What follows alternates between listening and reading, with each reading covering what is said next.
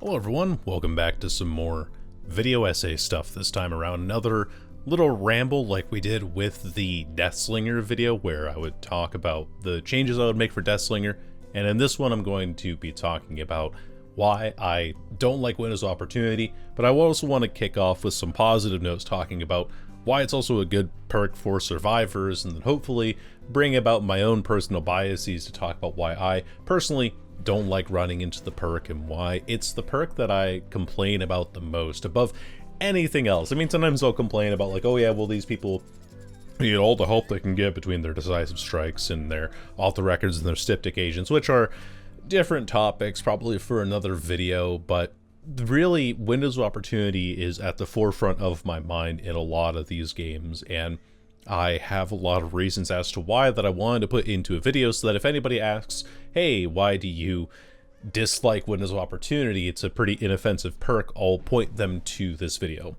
But to start off, let's talk about why the perk is good. So first off, it's a extremely good tool for finding what pallets are up without communication, especially within solo queue, right?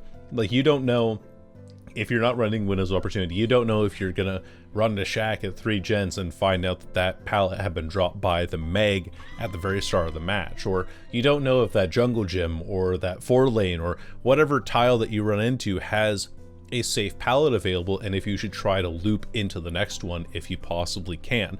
It's a really good tool for finding that information without having to communicate, and it makes your game so much easier that way because you don't have to try and do a lot of guesswork overall for figuring out what is and isn't available to you. And I think that's really good. I think that having a tool that makes solo queue more bearable is something that survivors need in general, because when a killer is matched up against a bunch of solo queue survivors, or even 2 solo queue survivors and 1 pair of survivors who are playing together, the game becomes pretty killer-sided because the killer is able to exploit any of the mistakes that those survivors can make. And that's why Window's Opportunity is so good, because you don't make as many mistakes. You can follow the yellow brick road and work your way into a position of safety pretty easily, and it's a really good perk for that reason. It makes the game easier as well for people that have full-time jobs and can't memorize the shape of every loop because they don't have the time to dedicate to that. Like coming on to Dead by Daylight after a day at work and then being like, I want to play Survivor, I want to have a nice chill relaxed time, I don't know quite yet how to loop a TNL, or I don't know quite how to play around all these different loops, so I'm going to throw in Window's Opportunity so that I can hopefully get better information on where things are overall. And in that way, it's an awesome tool. It makes it so much more accessible for people to be able to actually play this game regularly, because they're given information that they wouldn't otherwise know how to handle or wouldn't know how to orient themselves around, because unlike what a lot of YouTube wants you to believe, or a lot of Twitch streams want you to believe, most people who play this game probably play this game pretty darn casually. It just so happens that the people who play on Twitch, on YouTube, have a lot of hours in the game, and so therefore they'll be faced against other people who hypothetically also have a lot of hours in the game, and that looks like, oh, well, then everyone knows how to use this perk, or everyone knows how to play the game. Realistically, a lot of people don't know how to play this game. A lot of people have far less hours than I do now. I'm approaching the 800 hour mark overall, which is insane to me in like a year and a half. I've racked up that much time on this game, in between doing other things as well and having a full-time job. But yeah, it's just like Window's Opportunity is a good perk for general accessibility. It's a great learning tool as well. Let's say that you're trying to recognize patterns of specific loops when you're now running into them. The familiarity that Window's Opportunity gives you by being like, here's where these 2 windows are, and you're like, oh right, of course, this is the TNL loop, and I'll be able to loop that based off of information that I've gathered from elsewhere, or from my own games on what I've felt was the most optimal way to play around those specific loops.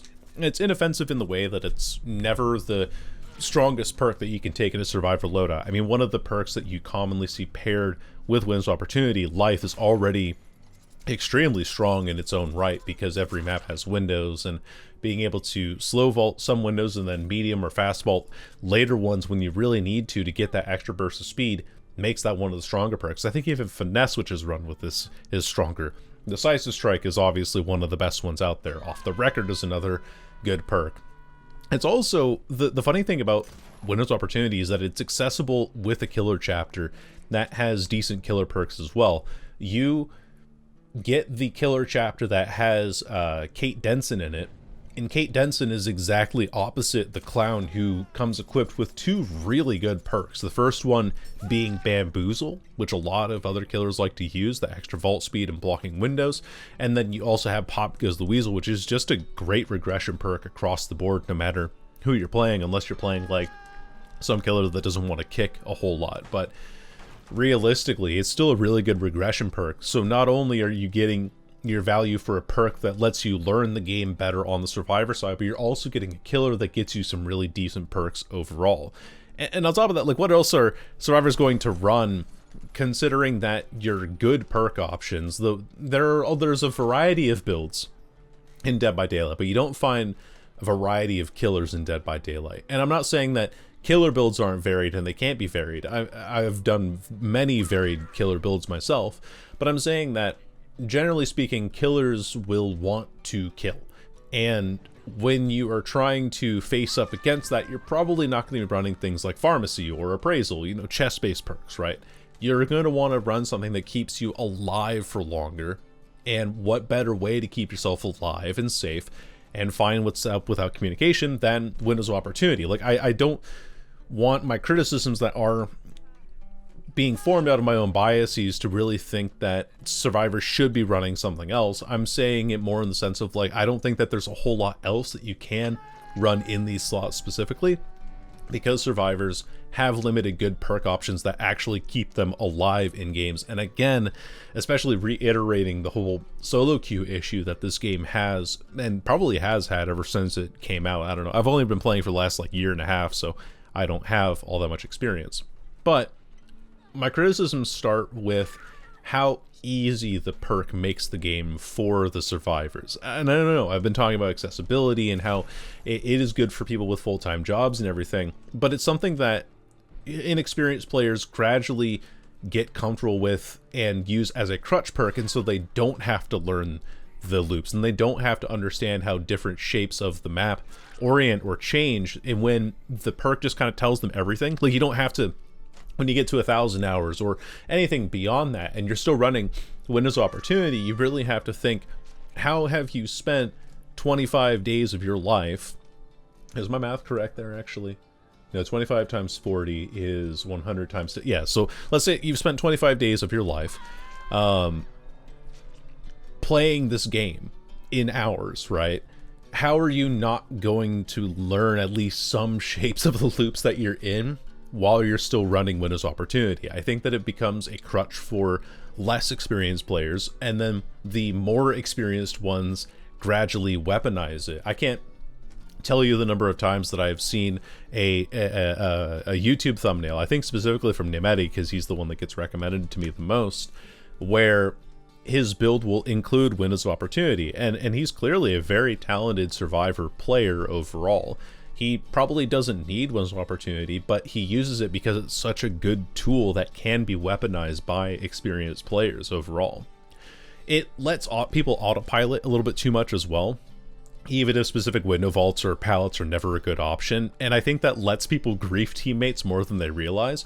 Like, if they're running to yellow, dropping a pallet, running to yellow, dropping a pallet, eventually, if they do this enough and the killer is able to chew through them quickly enough, there are no pallets left for the rest of the team to work with anyway. And even if the other teammates have Windows Opportunity, they'll notice, like, oh, well, now there's an entire dead zone that I've been chased into, and the game is effectively over because I'm in a location where somebody else went to yellow and pre-dropped all the time.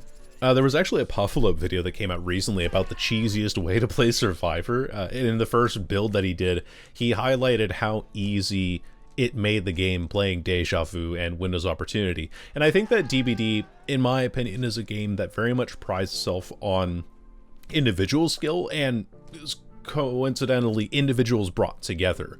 When you see Prestige 100 of a specific killer, you're like, oh wow, that person has a lot of individual skill on that killer, hypothetically.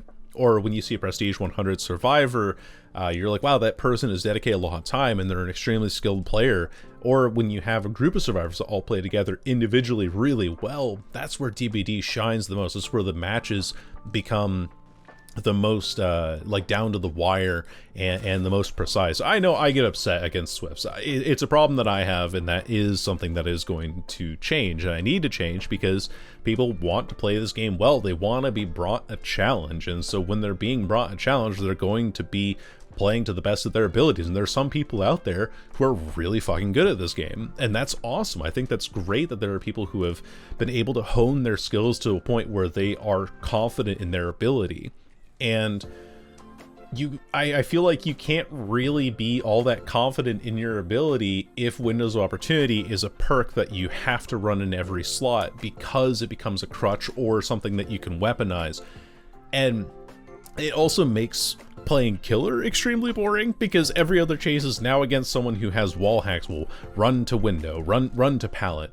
I actually didn't even talk about the window vaults not being a good option. Window vaults not being a good option is sometimes on some really short loops. You'll see people will run to yellow and they'll vault the window instead of trying to take their distance away, and the survivor swings, or the killer swings around the back of that window. The survivor will then see the killer swing around the back. They're like, oh wait, I gotta vault the window again because that's where yellow is leading me. That's the closest source of yellow. And when they jump over the window again, then they get hit, and then they wonder why they're losing their chases, and it's because they're being crutched on by this perk specifically. And it becomes extremely boring to play as Killer because every other chase is against someone.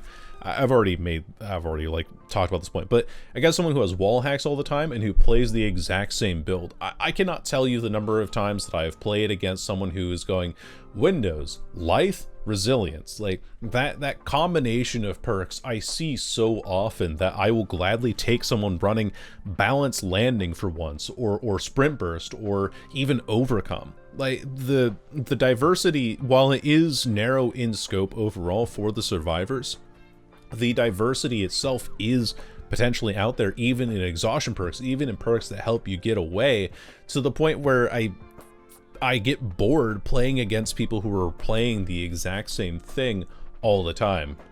And that's why I just don't like playing against it. It's not that it's necessarily a strong perk or that it's a bad perk that's problematic. It's more that it overall ruins what I think to be core to the gameplay experience of Dead by Daylight, and it lowers build diversity. Like what are survivors going to do in solo queue? Probably not a whole lot. Like I don't think that there's a whole lot that survivors can do in solo queue, but I think that there is variety enough in different play styles that we don't have to run Lithe, Windows, Resilience, or Finesse. Not, oh, I'm sorry, I punched my microphone. Not Resilience. I'm thinking Finesse. Lithe, Finesse, Windows Opportunity. We need to branch out a little bit more, and I think it starts by knocking this perk off of its pedestal where it is the most picked perk. Every game, it's very rare that I get into a game where there's no copy of this perk. In fact, it's rare that I get into a game nowadays where there's less than 2 people running Windows Opportunity. I'm almost always guaranteed there to be 2 people running Windows. Maybe it's the MMR that I'm at that I'm running into this more frequently now, but I just kind of wanted to rant about it a little bit and talk about my thoughts and explain why I hate this perk and why you always see me being like, oh wow, Windows is a bad perk. I can't believe they're running this. A suggestion that I would make to nerf this perk slightly is that after a window is medium or fast vaulted, or a pallet is fast vaulted, that the perk goes on cooldown, doesn't show aura for 12 seconds. That's it. You just have to last 12 seconds in a chase, looping around something and actually testing your looping abilities instead of going down the yellow brick road. That is all I would change about it. And that's kind of what I would say would fix the perk, by making it so that people who are crutching on it have to learn from it, and people who are actually experienced at the game don't have to worry about losing vision for 12 seconds because they can probably hold a chase for that long anyway. So that's all I gotta say. Thanks for listening to me ramble for a little bit. Hope you guys have a good rest of your day, and goodbye.